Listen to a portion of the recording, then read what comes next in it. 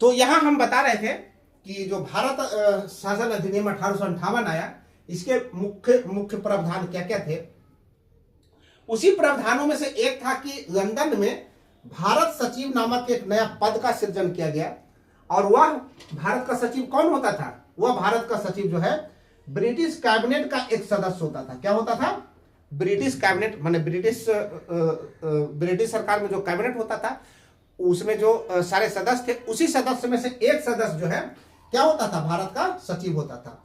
और ये भारत का सचिव जो है भारतीय प्रशासन को पूर्ण रूप से नियंत्रित करता था। मीन्स यही सचिव जो है भारत के प्रशासन को पूरी तरह से कंट्रोल करता था, देखरेख करता था।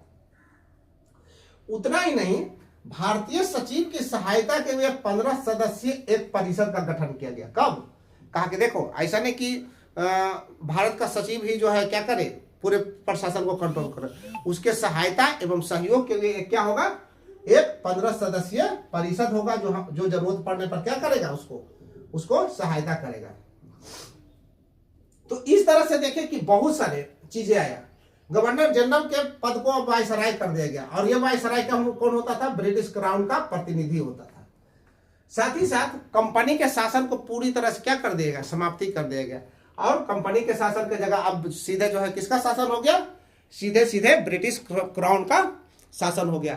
अब यहाँ शासन कौन करता था? ब्रिटिश क्राउन करता था, ना कि कोई कंपनी या ना तो गवर्नर जनरल। वायसराय भी जो था वह ब्रिटिश क्राउन का ही प्रतिनिधि था। मीन्स ब्रिटिश क्राउन डायरेक्ट यहाँ नहीं सकती थी, तो उन्होंने अपना एक डेलीगेशन भेजा, प्रतिनिधि भेजा, और कहा कि तुम जो है शासन व्यवस्था को देखो।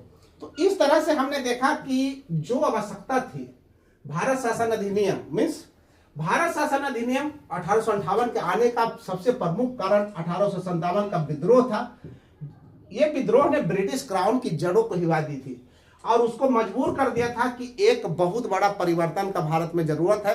अगर भारत में शासन को आगे नियंत्रित करना है, आगे जो है आगे बढ़ाना है, तो सबसे पहले तो ईस्ट इंडिया कंपनी के शासन को समाप्त करना होगा, ब्रिटिश क्राउन को सीधे शासन करना होगा, और दूसरा कि प्रशासन व्यवस्था को पूरी तरह से सुदृढ़ और अस्थिर करना होगा, जिससे कि इस तरह का विद्रोह का कभी भी जो है अंदेशा नहीं आ पाए। और अगर इस तरह का आए तो बहुत बहुत कठोरता पूर्वक उसका क्या कर पाए, उसका जो है कुचल पाए, उसका दमन कर सके। इसके लिए ये सारे चीजों का एक द्वैध शासन जो बताए थे, बोर्ड ऑफ डायरेक्टर और बोर्ड ऑफ कंट्रोल की बातें, तो ये द्वैध शासन जो बोर्ड ऑफ डायरेक्टर से संबंधित था और बोर्ड ऑफ कंट्रोल से संबंधित था,